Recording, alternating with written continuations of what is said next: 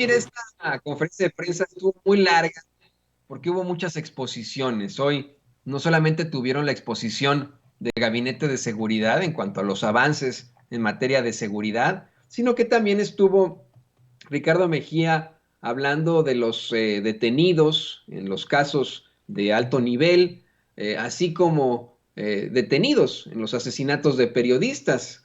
Da a conocer, de hecho, el móvil del terrible asesinato de pues este compañero de Michoacán, que ayer lo planteábamos aquí en Sin Censura, del compañero Armando López, quien usted lo sabe perfectamente, había ya denunciado la muerte de otro de sus compañeros y que en medio de las lágrimas, pues hablaba de esta situación a la que se enfrentaba él, su medio.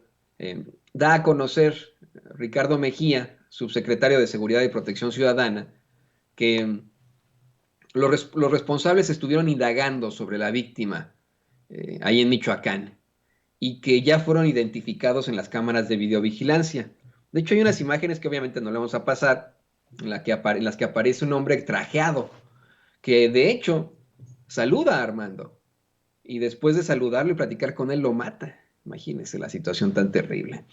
Habla de pues todas estas situaciones tan espantosas, los avances en las investigaciones y le digo, fue una conferencia que también trató sobre los desaparecidos.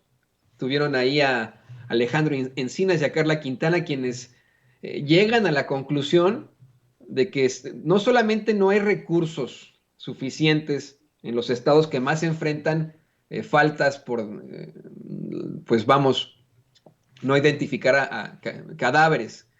Estos estados son Baja California, Ciudad de México, Estado de México, Jalisco, Chihuahua, Tamaulipas, Nuevo León, Veracruz, Sinaloa y Sonora, sino que hay falta de voluntad. Dice, no existen las voluntades para identificar los cuerpos. Eso lo dice Encinas y Carla Quintana, la comisionada nacional de búsqueda de personas, dice que denuncia negligencia y obstrucción en esta identificación de cuerpos, imagínense.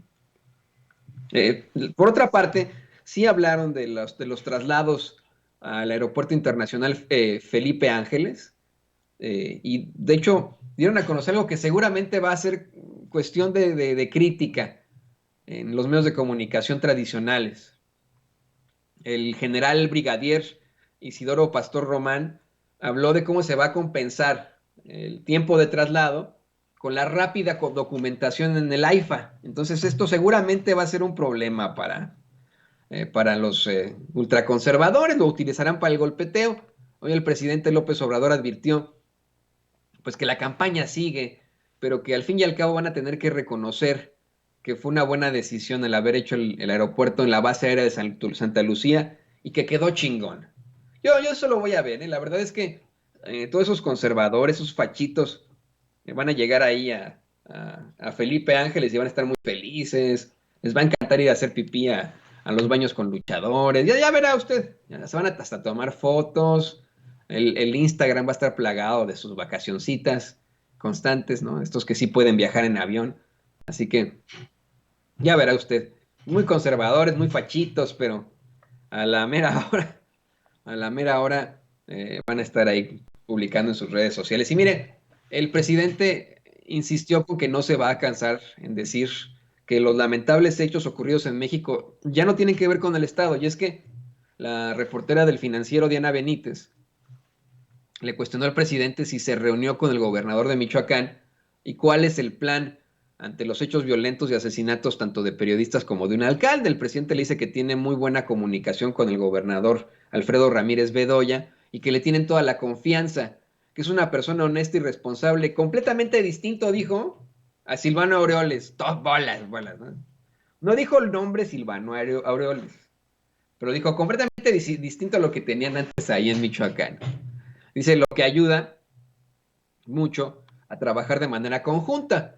Agregó que no hay afanes de corrupción en el gobierno actual de Michoacán y algo muy importante, que no hay vínculos con la delincuencia. Exhibió a los que dicen que están hartos de que diga que los lamentables hechos no tienen que ver con el Estado, pero dice, mire, no me voy a cansar de decirlo, pues hay una gran diferencia. Antes, el gran violador de los derechos humanos era el Estado.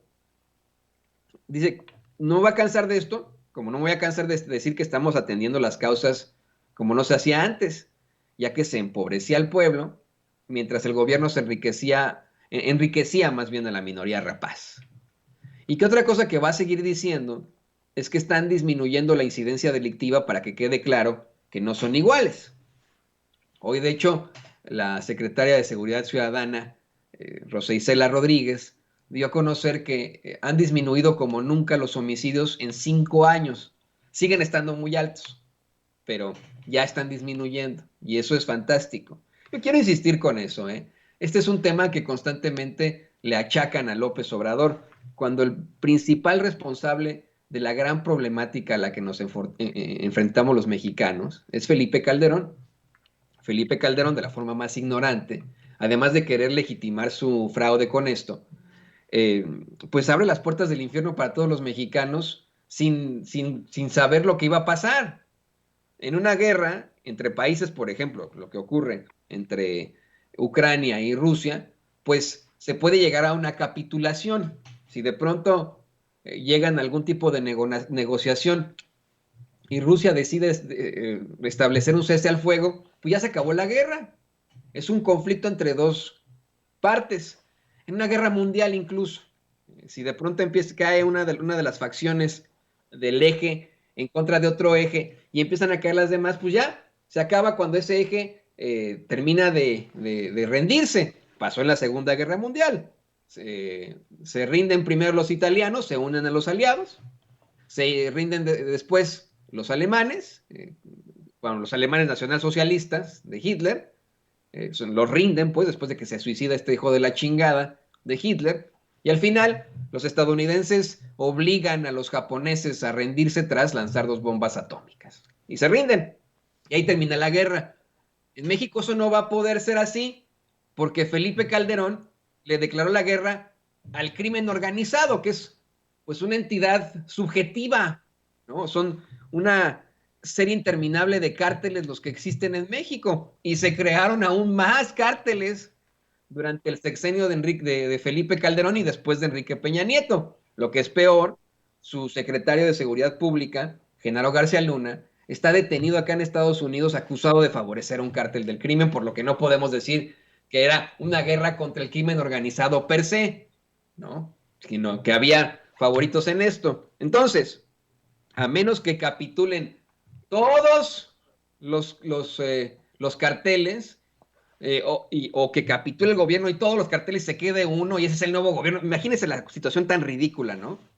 Pues desafortunadamente, y hay que ser muy claros con esto, la violencia continuará, la guerra continuará. México está en guerra en estos momentos, una guerra que venimos arrastrando por Felipe Calderón, que no quiere aceptar él. Así de sencillo, ¿no? O sea, le declaró la guerra a todos los crímenes, según él, ¿no? Insisto con lo que tenemos claro ya por Genaro García Luna, pero pues, eso queda muy, muy claro. De hecho, tan es claro que el presidente insistió tajantemente en que si se está avanzando en México en preservar la paz y la seguridad, es porque, por ejemplo, ya no hay contubernio con la delincuencia, de la delincuencia con las autoridades, y que si lo quieren escuchar más claro, pues ya no está García Luna, de secretario de Gobernación de Seguridad Pública, ¿no? Así lo dijo, ya no está García Luna. Aprovechando este tipo de expresiones, el presidente López Obrador incluso señaló que acaba de dar un mensaje de un señor opositor de Venezuela. Se refiere a Leopoldo, al flatulento de Leopoldo López, ¿no? Conocido, pues, troll venezolano. Dice, se fue a España y lo cobijó el Partido Conservador. Se refiere al Partido Popular, no al Vox, ¿no? El Partido Popular es otro que son minifachitos, ¿no? Son minifachitos, son conservadores, son fachitos mediocres. ¿Cómo se llama el expresidente de España? El tipo que también tenía sus comentarios muy, muy conservadores y etcétera. Bueno, pues era conservador. Bueno, pues ese partido, el Partido Popular de España, arropa, cobija al flatulento de Leopoldo López y lo ponen como eurodiputado, siendo venezolano, imagínense. Y dice, ese señor salió con que ante la sesgada e ignorante resolución del dicho Parlamento, el Parlamento Europeo, el mandatario no había respondido, sino que insultó y descalificó. Y reveló algo muy fuerte, el presidente López Obrador, que en el borrador, el tipo quería que le pusieran vínculos con el crimen organizado y que se enojó porque no lo hicieron, imagínense. Rajoy, Alana, gracias Alana, en efecto. Antes de Rajoy estuvo Zapatero y mucho antes el despreciable de Aznar, ¿no? Pero sí, Rajoy, Mariano Rajoy, gracias a Alana, gracias a Ramón Velázquez, que me escriben acá. Seguramente andan por allá por la península ibérica y olé, ¿no? Por eso se la sabe, ya se la sándwich. Así que así lo planteó el presidente López Obrador.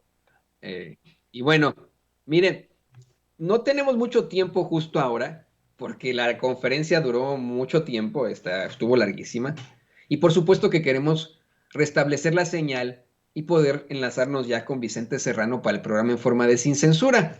Por lo que le vamos a pedir a usted mucha paciencia, vamos a cortar esta transmisión ahora y buscar reconectarnos en unos momentos más para que tengamos pues todo el programa en forma de Sin Censura que cada vez se pone más caliente, más ricachón.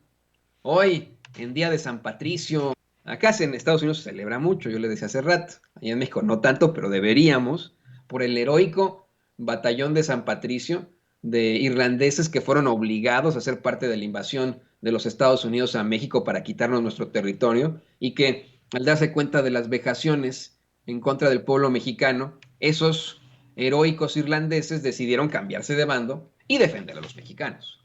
Así que sí hay una razón para que los mexicanos nos vistamos de verde hoy, así como Diana Benítez, que hasta traía ahí su trébol de 4 hojas. ¿No lo ve usted como una situación malinchista?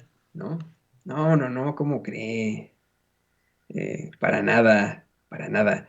Es también mexicano. Viva México, viva Irlanda, Eringo Bragg. Y vámonos a una pausa muy, muy corta, porque se está poniendo caliente la cosa y regresamos con mi compañero y amigo Vicente Serrano. Regresamos en caliente. Regresamos en caliente. No sea mal pensado. En breve estaremos de regreso en Sin Censura.